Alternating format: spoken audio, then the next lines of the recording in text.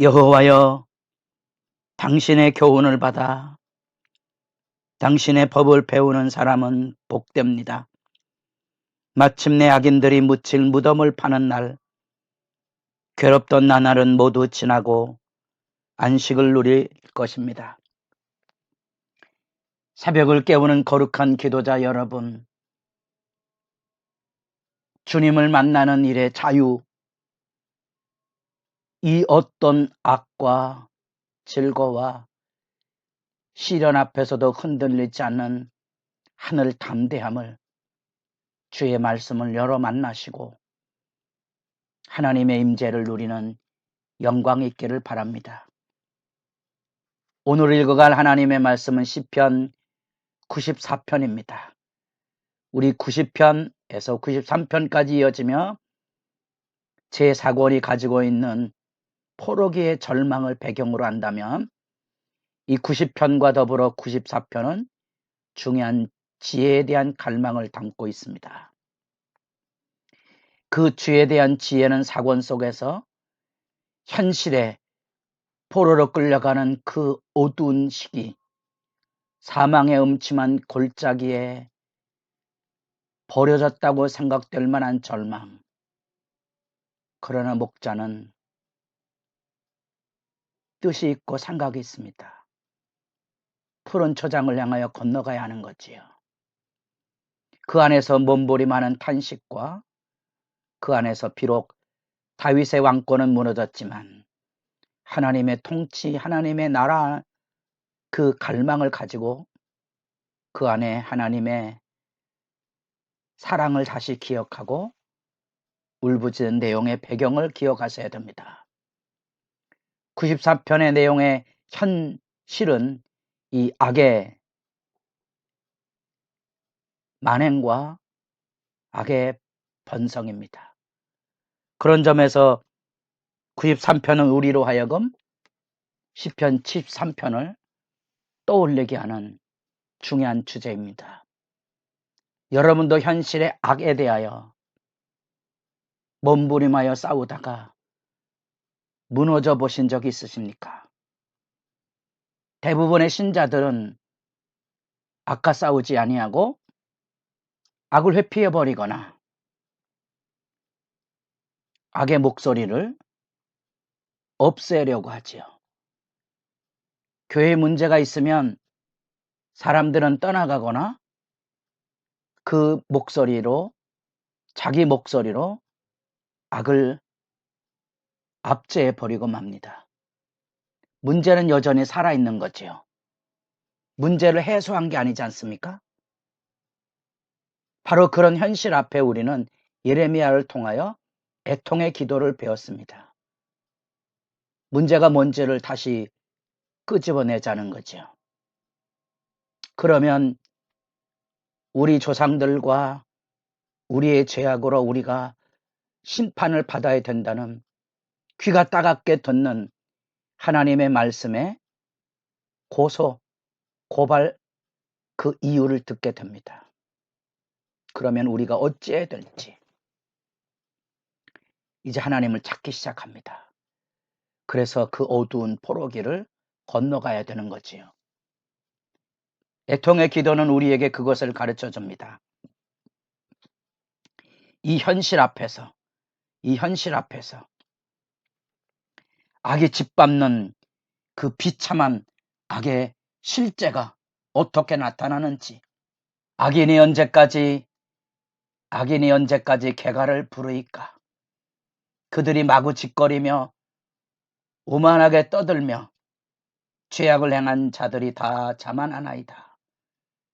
주의 백성들을 짓밟고 주의 소유를 공고하게 하며 과부와 나그네를 죽이며 고아들을 살해하며 말하기를 여호와가 보지 못하며 야곱의 하나님이 알아차리지 못하리라.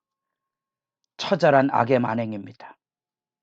이 악의 만향이 있기에 우리가 1절에 섬뜩한 뜻밖의 말씀을 듣습니다.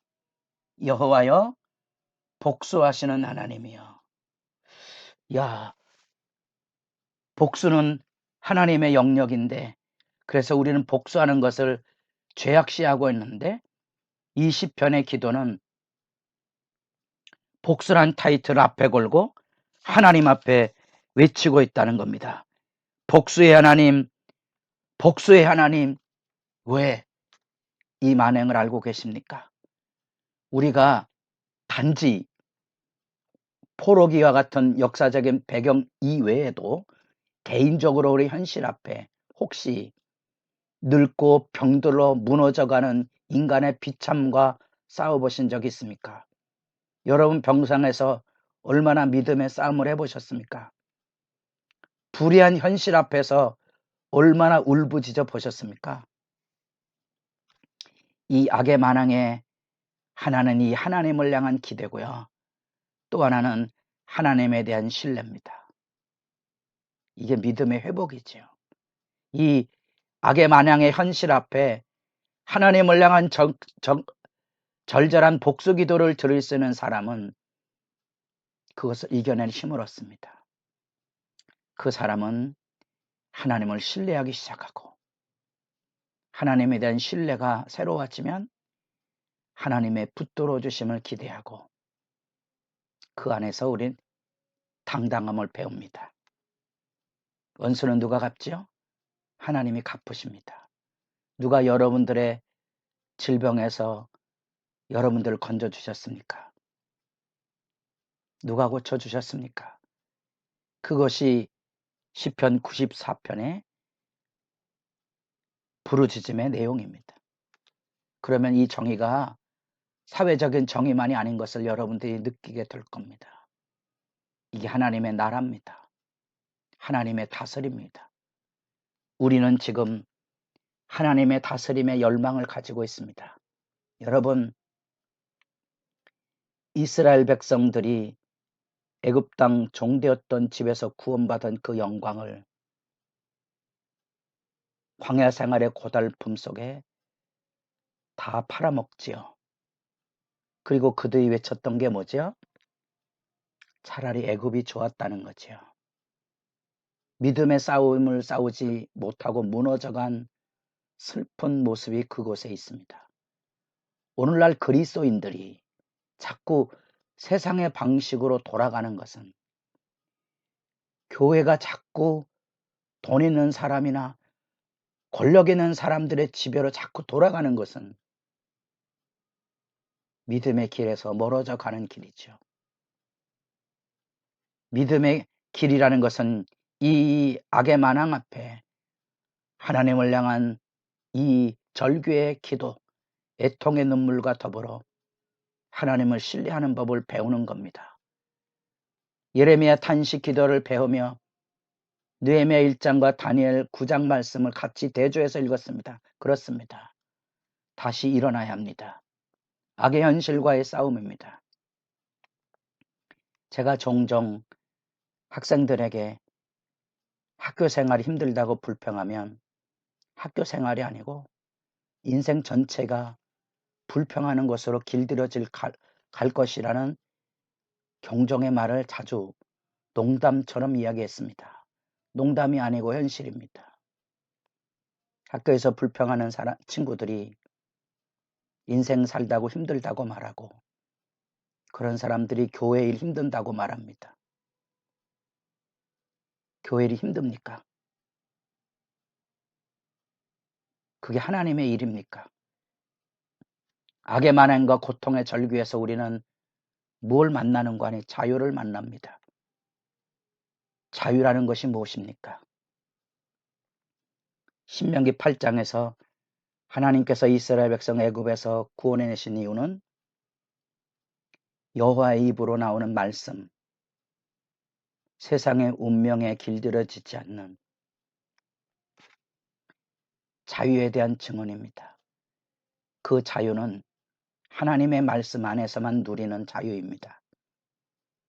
학교 생활이 힘들면 학교 안 다니면 편할 것 같습니까? 편합니까?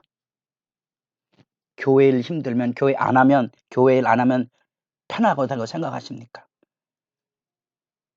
아니지 않습니까? 잘 생각해 보셔야 됩니다. 그래서 이 애통의 기도가 우리에게 주는 중요한 도전이 그것입니다. 누구에게 의지해서 그것을 어떻게 극복합니까? 여기 지혜에 대한 얘기가 나옵니다. 11절 여호와께서는 사람의 생각이 허무함을 아시느니라. 12절입니다. 여호와여 주로부터 징벌을 받으며 주의 법으로 교훈하심을 받는 자가 복이 있습니다. 하나님의 말씀으로 주의 징벌을 짊어지고 그 교훈 앞에 서는 겁니다. 놀랍지만 하나님이 정의를 세워주십니다. 하나님이 우리의 악을 눈이 있어 본다고, 귀가 있어 듣는다고, 좀 속된 표현으로 하면 오만한 말을 하는 악인들 하나님께서 묻어버릴 겁니다. 정의에 대한 확신입니다. 아마 그런 이야기들이 일상의 사람들에겐 험하게 들릴 수 있습니다. 그러나 복수를 청원하는 이들에게 이 하나님의 선연한 보응과 징벌은 이 땅에 정의가 살아있음을 일깨워주는 희망의 선언입니다. 이 희망의 선언이 마음에 새로울 때 비로소 평화가 찾아옵니다. 여러분의 삶 안에 하늘 평화가 살아있는 당당함이 늘 주 안에서 복되기를 바랍니다.